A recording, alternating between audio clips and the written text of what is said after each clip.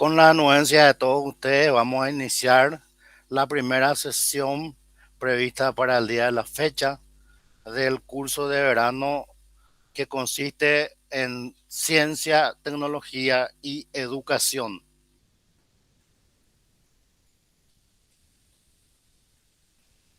Bueno, antes de ir, ¿verdad?, a ver los materiales, eh, les doy la más cordial de las bienvenidas.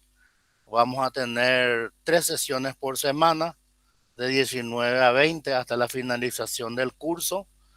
Y al final de cada semana vamos a tener un pequeño cuestionario muy sencillo en donde vamos a usar selección múltiple y verdadero o falso con un sistema de navegación libre para que ustedes puedan, ¿verdad?, responder sin ningún problema el cuestionario.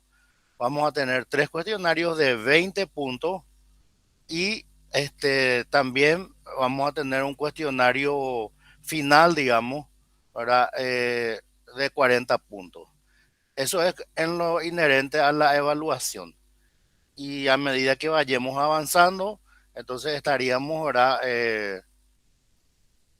desarrollando los diferentes materiales del módulo. Voy a ingresar un poco a donde tenemos nuestro primer material.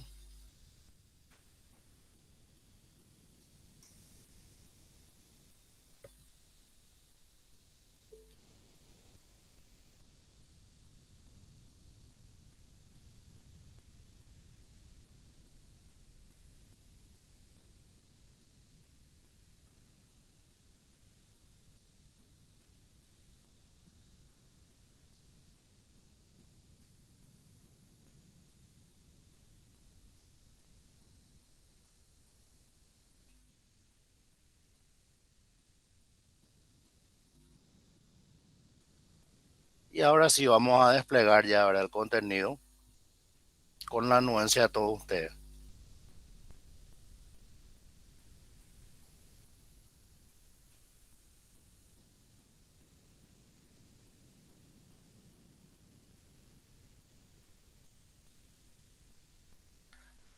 Bueno, la primera consulta normalmente es la siguiente. Visualiza en el material. Tenemos ciencia, tecnología y sociedad. Sí, bro. Genial, muchas gracias. Ahora tengo ya retorno. Bueno, antes de comenzar, entonces, primeramente deberíamos eh, tratar de aclarar un poco el punto, ¿verdad? ¿Qué es ciencia, tecnología y sociedad? Es una corriente creada por científicos de diferentes disciplinas que se ha centrado y focalizado en hacer un análisis más profundo de las implicancias que está teniendo toda esta revolución tecnológica que se está desarrollando como nunca antes en la historia de la humanidad. Vamos a comenzar con un análisis retrospectivo de lo que era el mundo en la década del 40 y vamos a ir avanzando hasta llegar más o menos hasta los 80 en la sesión de hoy. Y a medida que lo vayamos haciendo, vamos a ir mencionando algunos puntos que consideramos importantes, que tuvieron mucho que ver, ¿verdad?, en el desarrollo tecnológico. Ahí le admití a un nuevo compañero, bienvenido. Entonces, ¿verdad?, antes de continuar, la consulta es, ¿verdad?, ¿quedó claro entonces en qué consiste realmente CTS? Sí, profe. Ok, perfecto, ¿verdad? Su nombre, digamos, es bastante claro, pero lo que subyace dentro de lo que es CTS, ¿verdad?, en realidad es mucho más profundo. Y eso es lo que nosotros vamos a encarar, ¿verdad? No, no siempre, ¿verdad?, los adelantos tecnológicos de por sí son positivos. Uno de los puntos que vamos a mencionar en la sesión de hoy hace referencia, ¿verdad?, a lo que fue en su momento la bomba atómica. Las dos bombas atómicas que lanzó Estados Unidos, ¿verdad? Sobre Japón y que, digamos, significó, ¿verdad? La derrota de Japón, la rendición incondicional, ¿verdad? Del Imperio del Sol, ¿verdad? Ante las huestes americanas. Bueno, entonces comenzamos, ¿verdad? Estamos usando Genially, ¿verdad? Pero también vamos a combinarlo con PowerPoint. Por supuesto, ahora nuestra querida Facultad Politécnica no puede estar ausente, ¿verdad? En la presentación. Y acá tenemos, ¿verdad? ¿Qué es lo que vamos a desarrollar, ¿verdad? En la sesión de hoy, ¿verdad? Tenemos primeramente, ¿verdad? La definición, que es CTS, los estudios y programas CTS se han elaborado desde sus inicios en tres direcciones: en el campo de la investigación, en el campo de las políticas públicas y tal vez lo más importante, en el campo de la educación. Pero no termina eso ahí, ¿verdad? Hay otro punto más otros puntos más, mejor dicho, que vamos a ir desarrollando, ¿verdad? Y como les dije, ¿verdad? Algo muy importante es la educación CTS. Primero, como añadido curricular.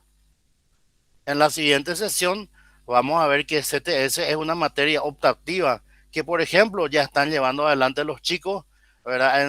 En países como España, por ejemplo, ¿verdad? Que es lo que estoy mencionando acá, añadido de materia, y la ciencia y tecnología a través de la CTS propiamente dicha.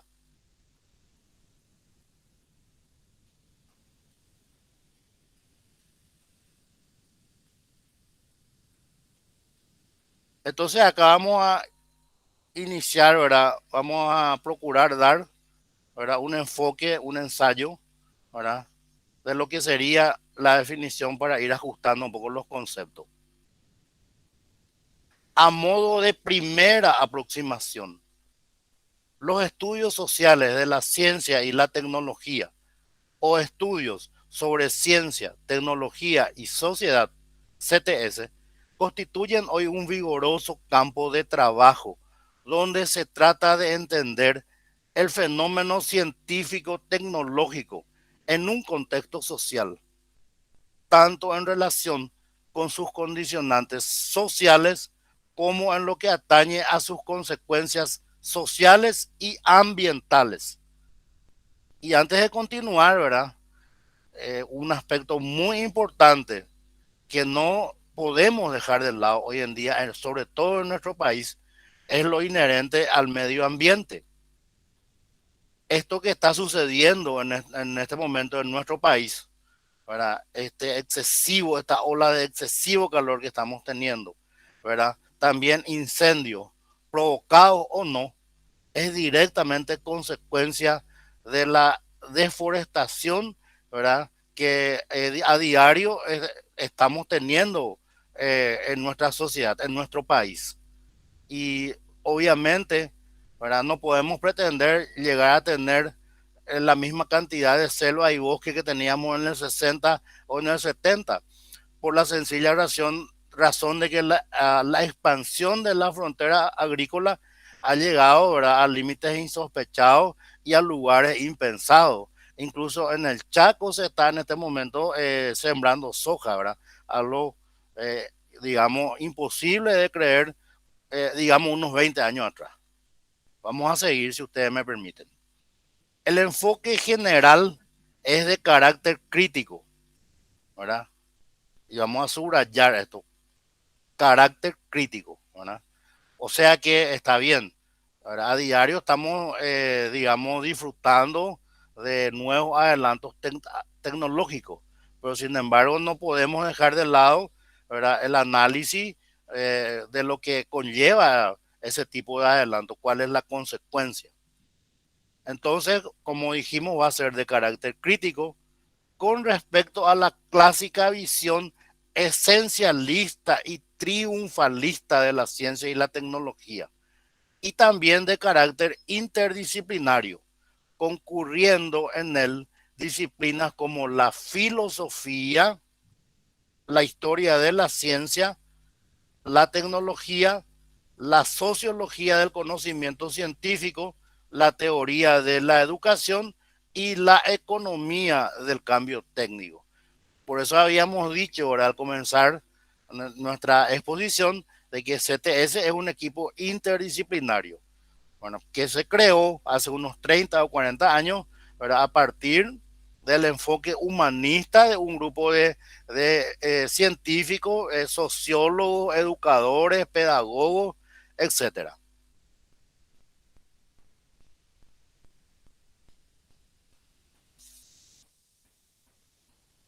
Muy bien. Acá entonces estamos justamente enfatizando el origen de la CTS. Se origina hace 3 décadas a partir de nuevas corrientes de investigación empírica en filosofía y sociología y de un incremento en la sensibilidad social e institucional sobre la necesidad de una regulación pública del cambio científico tecnológico.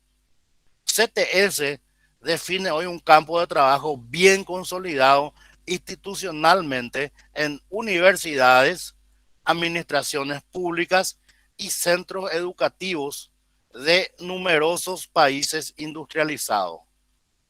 Nosotros estamos todavía en pañales en cuanto a eso, ¿verdad? No tenemos nada era preparado en nuestro país con relación a CTS, pero estamos comenzando, ¿verdad? De a poquito, ¿verdad? Ya vemos un grupo de educadores que nos estamos planteando esta problemática y también queremos transmitirle a usted esta preocupación para que ustedes más adelante también tomen la posta.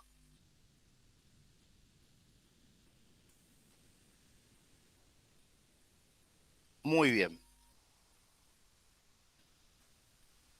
¿Qué es CTS?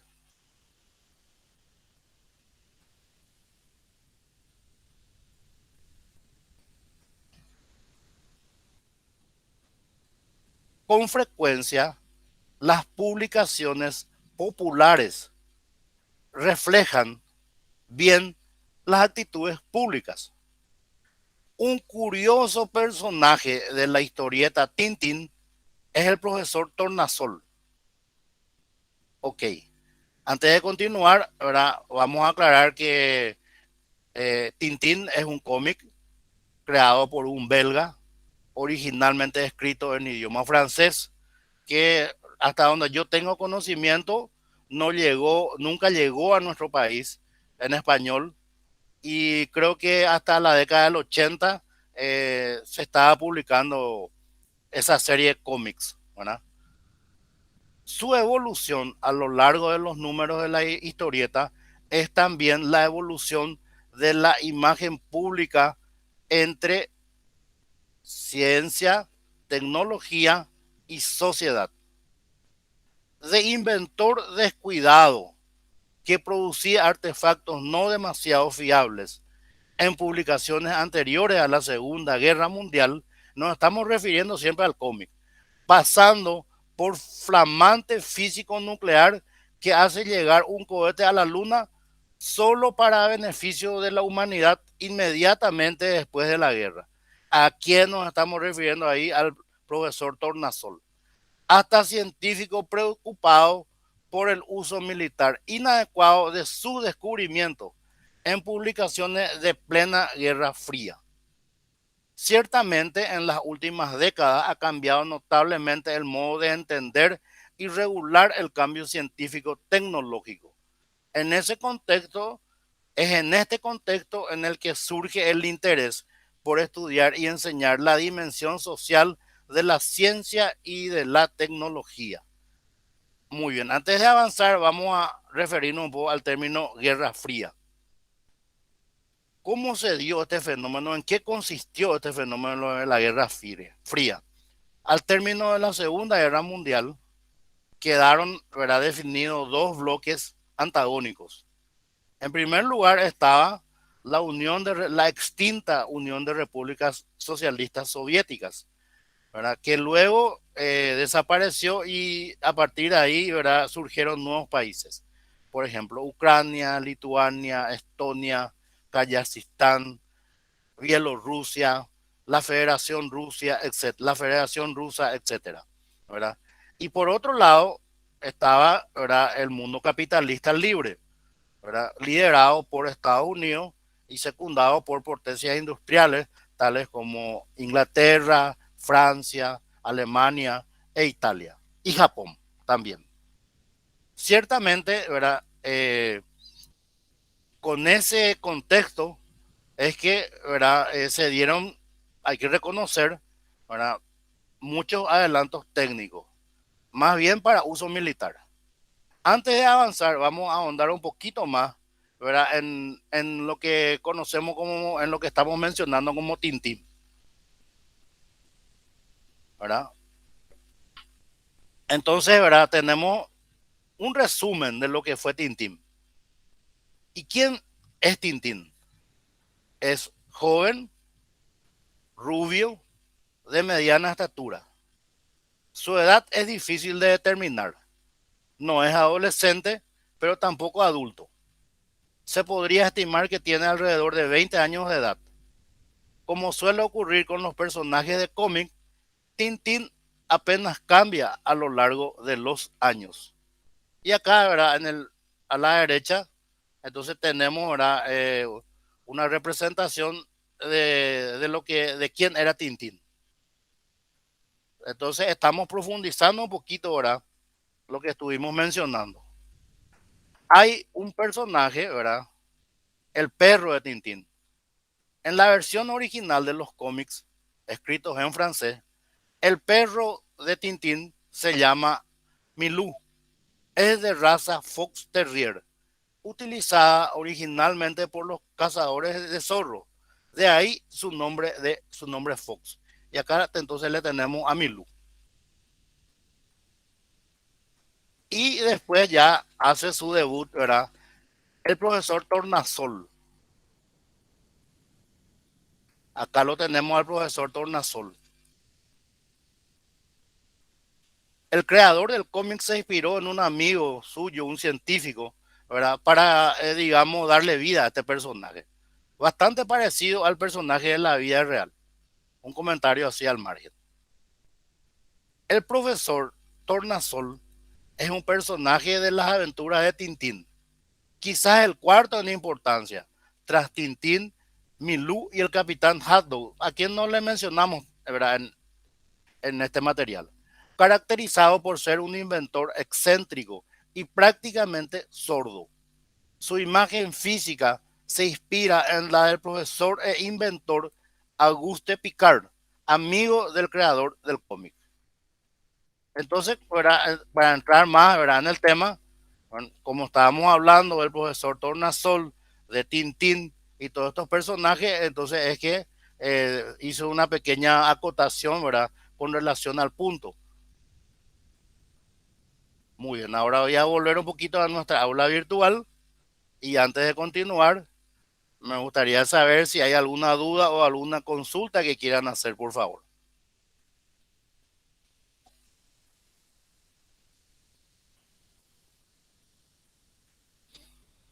Supongo que ya tienen clara la película respecto a qué realmente es CTS, ¿verdad? Hacia dónde nos estamos yendo con el desarrollo de este material. Muy bien, vamos a continuar.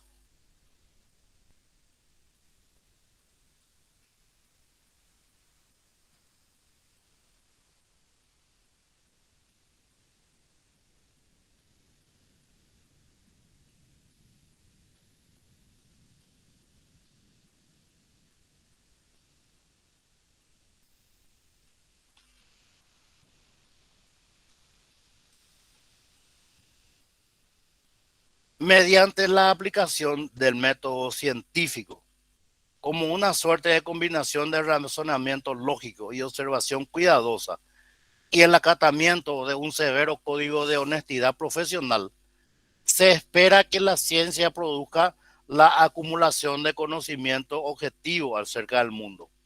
Ahora bien, se nos advierte en esta visión clásica La ciencia solo puede contribuir al mayor bienestar social si se olvida de la sociedad para buscar exclusivamente la verdad. Una visión de Maxwell en 1984. Análogamente, solo es posible que la tecnología pueda actuar de cadena transmisora en la mejora social si se respeta su autonomía. Si se olvida de la sociedad para atender únicamente a un criterio interno de eficacia técnica. Ciencia y tecnología son presentadas así como formas autónomas de la cultura, como actividades valorativamente neutrales, como una alianza heroica de conquista de la naturaleza.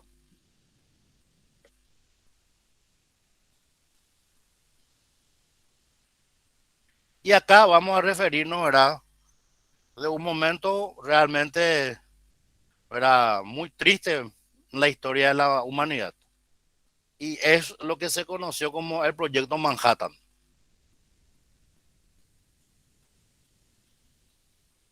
La expresión política de esa autonomía, donde se señala que la gestión del cambio científico tecnológico debe ser dejada en manos de los propios especialistas, es algo que tiene lugar después de la Segunda Guerra Mundial, en una época de intenso optimismo acerca de las posibilidades de la ciencia, tecnología y de apoyo incondicional a la misma. La elaboración doctrinal de ese manifiesto de autonomía con respecto a la sociedad debe su origen a Vannevar Bush, un científico norteamericano involucrado en el proyecto Manhattan para la construcción de la primera bomba atómica.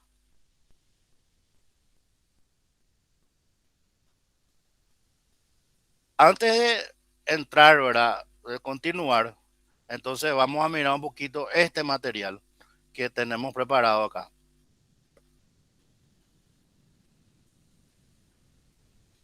Primeramente, ¿verdad?, no se mencionó en el material algo que es muy importante y se refiere, ¿verdad?, a la irrupción de la informática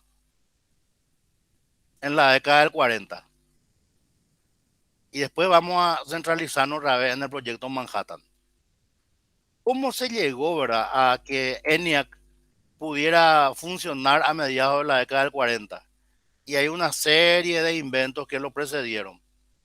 Primero la válvula de vacío, luego el transistor para las computadoras de segunda generación, luego los circuitos integrados y luego el microprocesador.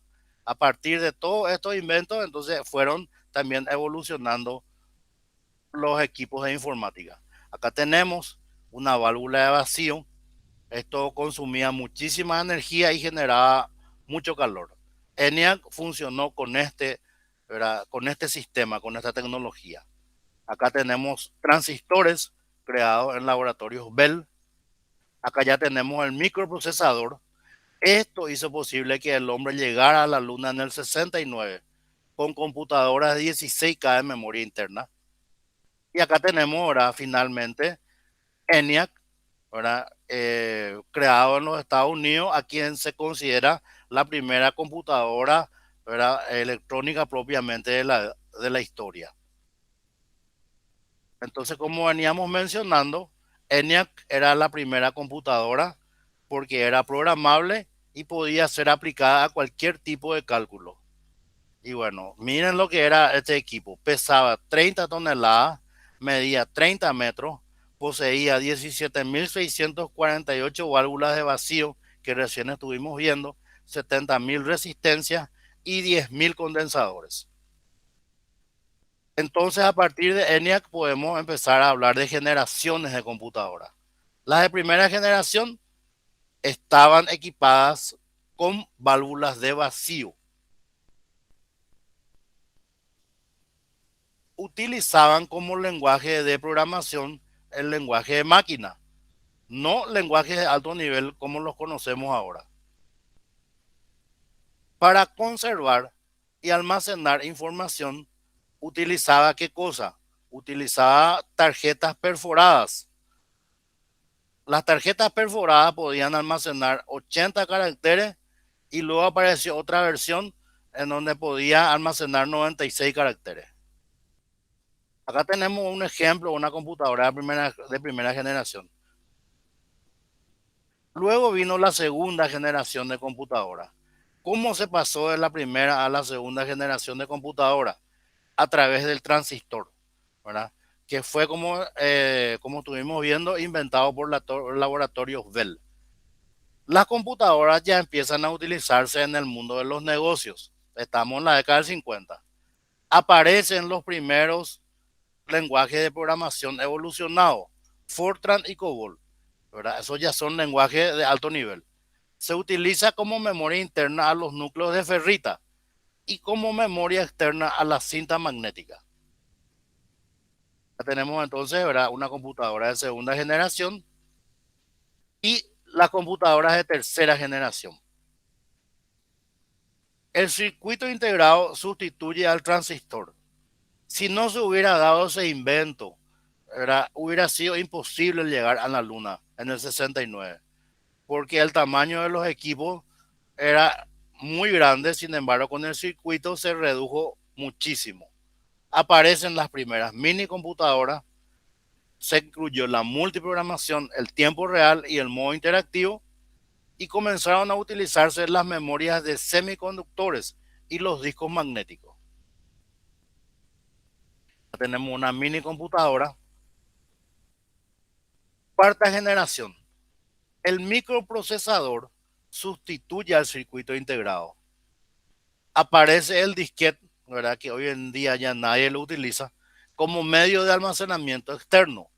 Las computadoras ya pueden conectarse entre sí a través de redes informáticas. Ya tenemos ahora una representación de una computadora de cuarta generación. Computadoras de quinta generación. Ya tenemos ahora inteligencia artificial, se utiliza un lenguaje más natural, ¿verdad?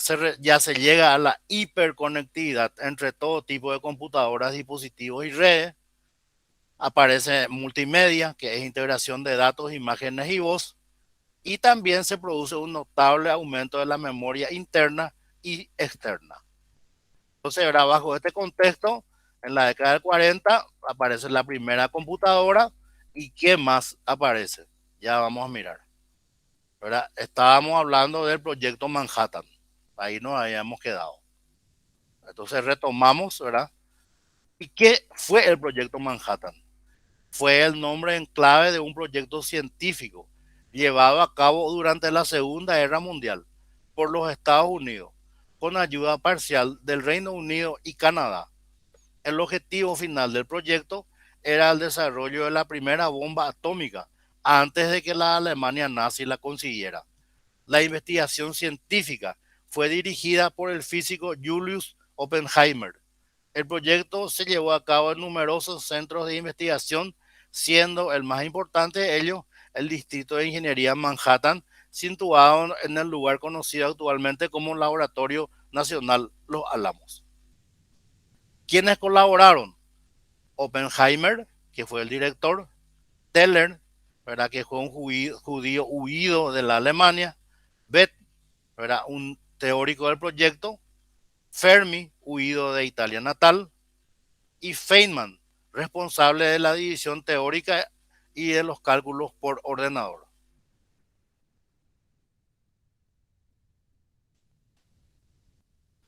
Muy bien, seguimos. El proyecto Manhattan consiguió su objetivo de producir la primera bomba atómica en un tiempo de 2 años, 3 meses y 16 días, detonando la primera prueba nuclear del mundo, prueba Trinity, el 16 de julio de 1945, cerca de Alamogordo, Nuevo México. La continuación del proyecto condujo a la producción de dos bombas atómicas conocidas como Little Boy y Fat Man, con pocos días de intervalo, las cuales detonaron en Hiroshima el 6 de agosto de 1945 y en Nagasaki el 9 de agosto respectivamente. ¿Cuál fue el resultado de esto? La rendición incondicional del Japón y el fin de la Segunda Guerra Mundial. No quisiera yo entrar en muchos detalles sobre lo devastador que fue esto, ¿verdad? Pero tampoco podemos dejar de mencionarlo. El 6 y 9 de agosto de 1945, Estados Unidos lanzó sobre Hiroshima y Nagasaki las dos únicas bombas nucleares que se hayan utilizado en una guerra.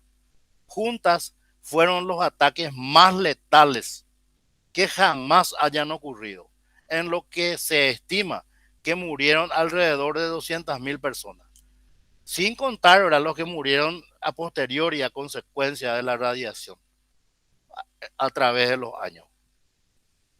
¿Qué podemos decir de ambas bombas? Little Boy era una bomba cuyo diseño aún no había sido probado el día del lanzamiento, ya que la única prueba anterior de un arma nuclear se realizó en Trinity, como habíamos visto. Era de plutonio, la primera bomba que se probó, mientras que Little Boy y Fat Man eran de uranio, material que se utiliza hasta ahora, ¿verdad? Sobre cuya fiabilidad no se albergaban tantas dudas. El bombardero, ¿verdad? Que lanzó la primera bomba atómica fue bautizado por el capitán de la nave con el nombre de su madre, Enola Gay, ¿verdad? Inclusive se llegaron a hacer temas musicales después al respecto. Ok, entonces de esta manera estamos terminando lo que se refiere al proyecto Manhattan, ¿verdad? Y también lo que fue, ¿verdad? La informática. Ahora voy a volver un ratito a nuestra aula virtual. Antes de continuar, quisiera tener un retorno de hacia dónde nos estamos yendo. ¿Alguna duda, alguna consulta, chicos, antes de continuar? Por ahora ninguna, profe. Excelente. Y bueno, vamos a seguir entonces. Todo estamos haciendo todavía un análisis en retrospectiva. Todavía no llegamos ahora al punto en que se define así concretamente, ¿verdad? Lo que es CTS, porque eso es algo que, ¿verdad? Se creó hace unas 3 o 4 décadas aproximadamente. Pero todos estos hechos que estoy mencionando así a grosso modo, ¿verdad? Hicieron que un grupo de eh, científicos, ¿verdad? Cambiara un poco el enfoque de, de, de lo que es, ¿verdad? Toda esta parafernalia tecnológica y que hicieran pues, un análisis, ¿verdad? Con otro punto de vista. Un comentario al margen, si ustedes me permiten. Recuerdo que unos años atrás, un grupo de estudiantes había hecho un estudio sobre las consecuencias sociales de implementar los cajeros automáticos. Todos ustedes saben que cuando se automatiza algo, sea lo que fuere, ¿verdad? Eso implica pérdida de puestos de trabajo. Y el enfoque, ¿verdad? Era un enfoque CTS ya que ellos le estaban dando. Había sido, ¿verdad? Pero ni yo mismo en ese momento tenía una idea de lo que era CTS. Hasta que pude llegar, ¿verdad? Digamos, empaparme sobre el punto. Vamos a continuar entonces.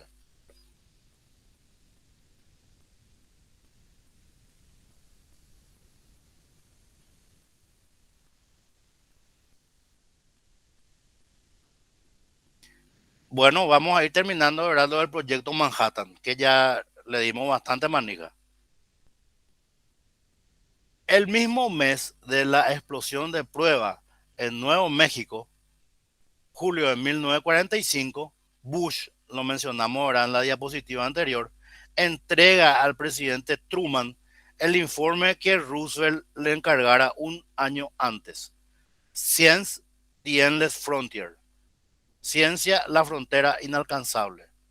Este informe, que traza las líneas maestras de la futura política científico-tecnológica norteamericana, subraya el modelo lineal de desarrollo. El bienestar nacional depende de la financiación de la ciencia básica y el desarrollo sin interferencias de la tecnología y la necesidad de mantener la autonomía de la ciencia para que el modelo funcione. El desarrollo tecnológico y el progreso social, según ellos, vendrían por añadidura. La ciencia y la tecnología que estaban ayudando a ganar la guerra mundial ayudarían también a ganar la guerra fría. Los estados industrializados occidentales, siguiendo el ejemplo de Estados Unidos, se implicarían activamente en la financiación de la ciencia básica. Entonces, estos son los comentarios que tenemos ahora, que tienen que ver como consecuencia de lo que podríamos llamar como el proyecto Manhattan. Un comentario al margen es cuando se explosionó, ¿verdad?, la primera bomba atómica de prueba. Se estaba llevando a cabo en Yalta una conferencia entre los países que luego serían los vencedores de la Segunda Guerra Mundial. Y asistieron, ¿verdad?, el presidente Roosevelt, el primer ministro Winston Churchill y, ¿verdad?, Stalin, el premier de la extinta Unión Soviética. Y mientras se llevaba a cabo esa reunión, es que se hizo la prueba y le informaron al presidente de los Estados Unidos sobre lo exitoso del experimento, ¿verdad? A la par de que ellos lo que hacían en Yalta en realidad era repartirse el mundo, ¿verdad? Porque ahí ya estaban definiendo ellos las nuevas fronteras de Europa una vez finalizada la Segunda Guerra Mundial.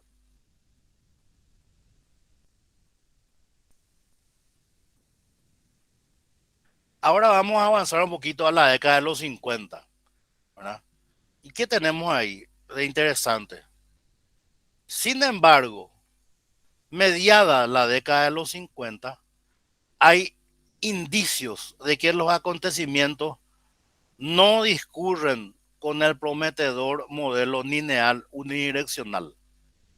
Cuando en octubre de 1957 las pantallas de cine y televisión del planeta recogieron el pitido intermitente de Sputnik, un pequeño satélite de tamaño de un balón en órbita alrededor de la Tierra.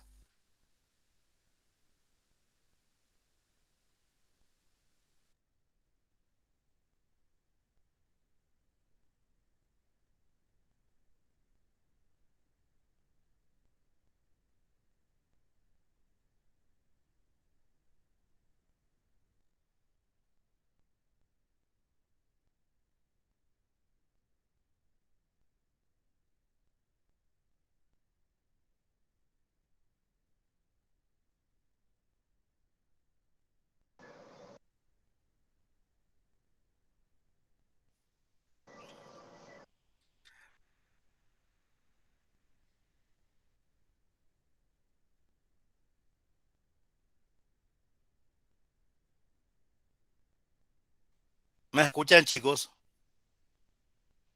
Sí, profe. Bueno, hubo un pequeño problemita, un corte de luz. Y entonces, ¿verdad? Primeramente voy a apagar mi cámara porque lo que hice es anclar mi celu, ¿verdad? Y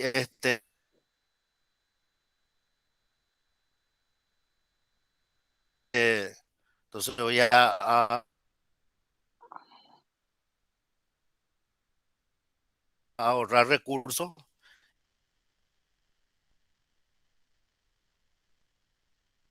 y vamos a continuar. Estamos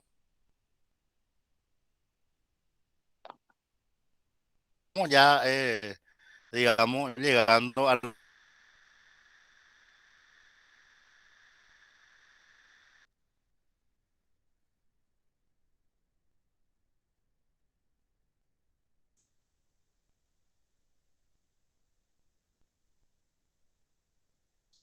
Se Como escucha telón muy de fondo entrecortado, profe. seguramente estarán, La señal.